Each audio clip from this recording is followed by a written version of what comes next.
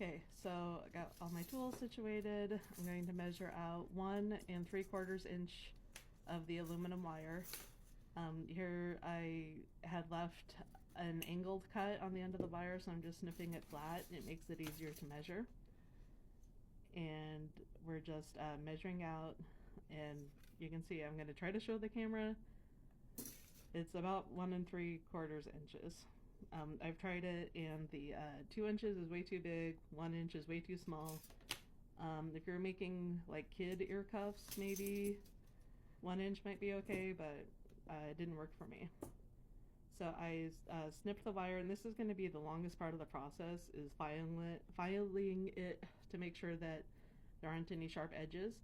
So what I do is I take some of the edges off to make it a little more rounded, because that'll fit into my cup burr a little easier. And so you can see I'm just filing the edges here, and I check them with my finger periodically. And this thing, I think that's what it was called, was a cup burr. So it's got a little slot on the end to stick the wire in, and what it does is it rounds off the wire so that there aren't any sharp points. And it's got a little handle, and it spins, so it's pretty comfortable to use, really.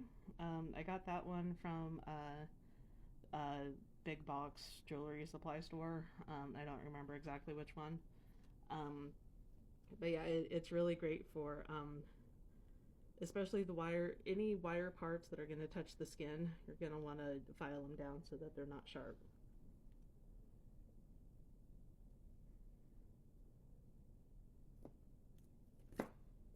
So now that it's filed to my satisfaction, it's time to take the round nose pliers and make a little loop. See, I'm showing you round nose pliers. You make a little loop there in one end, and there's the loop. Ta! And then you make a little loop in the other end, and for these I had both my loops going the same way, as you can see there. So both the loops are on top of the wire.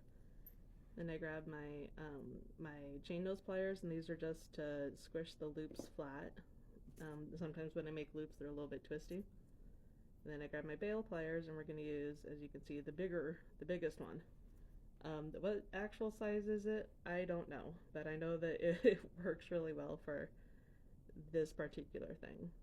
So I pinch it in the pliers, I bend it around the bail, then I flip it around to flatten the loops down too, to make a circle. And then what I do is I take the chain nose pliers again and just bend the loops back up a little bit so that the circles open back up. And there you have it. You can use